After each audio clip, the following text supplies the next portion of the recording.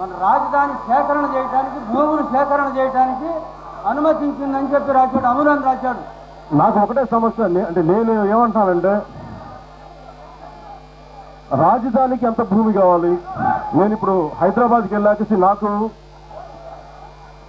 మనకి ఆంధ్రప్రదేశ్ ప్రభుత్వం ఉమ్మడి రాష్ట్రంగా ఉన్నప్పుడు తెలంగాణ ఆంధ్రప్రదేశ్ 2 రాష్ట్రాలుగా విడిపోయినప్పుడు చాలా ఇబ్బందులు ఉన్నాయి, మనకి కష్టాలు ఉన్నాయి. ఆదాయం పడిపోయింది, ఇంకా కొట్టుకుంటా ఉన్నారు ఇంకా మనకి అక్కడ. ఇలాంటి పరిస్థితుల్లో నేను ప్రత్యేకించి తెలుగుదేశం ప్రభుత్వానికి నేను నా మద్దతు ప్రకటించాను. నేను వాళ్ళ తరఫున ప్రచారం చేశాను. నాకు ఇప్పుడు మనకి ఒకటే ప్రశ్న, సింగపూర్ దేశం అంతా రాజధాని కావాలా లేదా? ఒకవేళ అవసరం అయితే అందరూ సంతోషంగా ఇస్తున్నారా లేదా? రైతులందరూ మీ కన్నీరు పెట్టి ఆంధ్రప్రదేశ్ రాజధానిని ఇంత సైజులో కట్టాలా అన్నదే నాకు నా ప్రశ్న. కానీ మీరు కన్నీరు పెట్టి మీకు ఇబ్బంది పడి మీ కుటుంబం అంటే మీ ఆదాయాలు పోగొట్టుకొని ఒకవేళ వాళ్ళ ప్యాకేజీలు మీకు నచ్చి మీరు అందరూ కూడా మాకు తీసుకుంటామంటే అది వేరే విషయం. దానికి నేను ఎదురు చెప్పలేను. మీ అందరికీ నచ్చి తెలుగుదేశం ప్రభుత్వం మీద నమ్మకం ఉంది, మాకు వాళ్ళు ఇచ్చిన ప్యాకేజ్ మాకు నచ్చింది, మీరు మమ్మల్ని ఇబ్బంది పెట్టదు మేము చేసుకుంటామంటే అసలు నేను ఒక్క మాట మాట్లాడను, ఇక్కడి నుంచి తలంచుకొని వెళ్ళిపోతాను. కానీ మాకు ఇబ్బంది ఉంది, మాకు ఇవ్వడానికి ఇష్టం లేదు, వాళ్ళు మా భూములు సరెండర్ చేయకపోతే బలవంతంగా భూసేకరణ చట్టం కింద భూములు లాక్కుంటా ఉంటే అస్సలు మీరు భయపడద్దు, వెనకాడద్దు, నేను పోరాటం చేస్తున్నాను. అస్సలు దేనికి భయపడదు.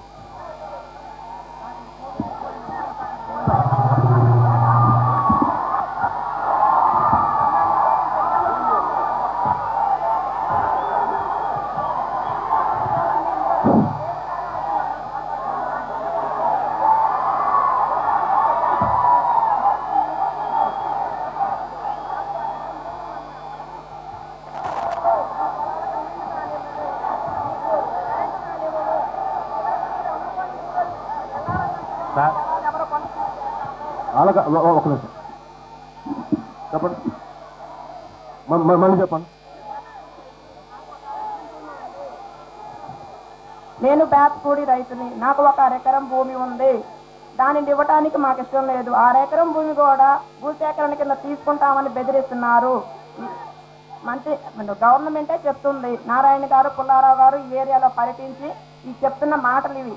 మీరు కనుక మీ పొలాలు ఇవ్వకపోతే సేకరణ చట్టం తీసుకొస్తాము, దానివల్ల మీరు ఇంకా నష్టపోతారు, మీ రాజధాని కోసం మీ పొలాలు ఇస్తేనే మీకు మంచి జరుగుతుంది, లేకపోతే వ్యతిరేకించిన రైతులకి మీకు కరెంటు రానేమో, మీ పొలాలకి నీళ్లు రానేమో, చివరికి మీరు అమ్ముకొని ఊరు వెళ్ళాలన్నా కానీ మీ పొలాలు ఎవరు కొనకుండా గ్రీన్ బెల్ట్ వేస్తాము అని ఒక రకమైన మాటలతో జనాన్ని భయభ్రాంతులకు గురి చేసినారు. 2 నెలల నుంచి మా ఊరి ప్రజలు తిండి లేకుండా, నిద్ర లేకుండా ఏడ్చిన రోజే కానీ ఏడవన రోజు లేదు. మాకు ఈ ప్యాకేజీలు వద్దు, మా పొలమే మాకు కావాలి. మేము ఉన్న 1 ఎకరం కాక 8 ఎకరాలు కౌలుకు చేసుకొని 50 లక్షలు పెట్టి 50 గేదెల ఫారం పెట్టుకున్నాం. ఇవాళ మా పొలాలన్నీ తీసుకుంటే మా గేదెలకు పశుగ్రాసం ఎక్కడి నుంచి తీసుకొచ్చుకోవాలి? మేము వాటిని అమ్మాలంటే ₹1,00,000 గేదెని 50,000కే విక్రయించాల్సిన పరిస్థితి ఏర్పడుతుంది. ఈ నష్టాన్ని అంతా మేము ఎలా భరించాలి? మా అప్పులు ఎవరు తీర్చాలి? మా పిల్లల చదువులకు మేమే ఎలా డబ్బులు ఇవ్వాలి? వాళ్ళ ప్యాకేజీలు మీ పిల్లల చదువులు సరిపోతాయా? సరిపోవండి. 1 ఎకరం ఉన్న వ్యక్తికి ఉన్న ప్యాకేజీలో 10 సెంట్లలో ఏం వ్యవసాయం చేసి మా పిల్లల్ని చదివించుకోవాలి? మా జీవితాలు ఎలా గడవాలి? మా భవిష్యత్తు దేవుళ్ళలాగా మీరు మా కోసం వచ్చారు, మాకు న్యాయం చేస్తారని మేము నమ్ముతున్నాము. మాకు న్యాయం చేయగలిగితే మీరు మా కూడి రైతులందరూ మీకు జీవితాంతో రుణపడి ఉంటాము. మీరు మా కోసం ఒక దేవుళ్ళలాగా దిగి వచ్చారు, మా మేము మీ మీద పూర్తిగా నమ్మకం పెట్టుకున్నాం. మా కోసం ఇంత దూరం వచ్చినందుకు మీకు మేమంతా కృతజ్ఞతలు తెలుపుకుంటున్నాం. పాటి భూమిలో కూడా 6,000 మంది రైతులు, పిల్లలకు కానీ పెద్దలుగా అందరూ ఆధారపడి జీవిస్తున్నారు. 300 ఎకరాలు ఎంతమంది రైతులు? 300. ఊరి మొత్తం ఉందండి, అందరూ 2 ఎకరం 10 సెంటు చిన్న ఎకరం లోపు ఉన్న రైతులే. ఎంతమంది ఉంటారు? అందరికీ 4,000 మంది జనాభా ఆధారపడి 300 ఎకరాలు.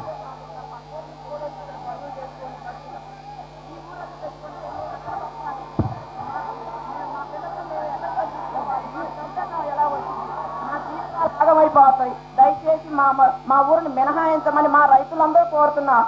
ఎంతమంది మంత్రులు చెప్పినా కుదరదు, మీరు త్యాగం చేయాల్సింది అని చెప్తున్నారు. 2 సార్లు త్యాగం చేశాం మేము. ఈ ఉన్న కొద్ది ఉడాకని 30 సంవత్సరాల క్రితం ఉడాకని సేకరించారు, అప్పుడు నష్టపోయాం. 300 ఎకరాలు సేకరించారు. మొన్న పోయిన సంవత్సరం బైపాస్ రోడ్డు కింద కొంత సేకరించి ₹1,00,00,000 మా ఊర్లో ధర బలుపుతుంటే 10 లక్షలు గవర్నమెంట్ అలొకేషన్ ప్రకారం అయినా రైతులు భరించారు. ఇప్పుడు ఈ కొద్దిపాటి భూమిని కూడా తీసుకుంటే మా పిల్లల భవిష్యత్తు, మా భవిష్యత్తు ఏం కావాలి? మేము ఎక్కడికి వెళ్ళి బతకాలి? ఈ ఊరోళ్ళు పెట్టి వెళ్ళిపోవాల్సి వచ్చి దుస్థితి ఏర్పడుతుంది. దయచేసి మాకు న్యాయం చేయాలని మా రైతులందరూ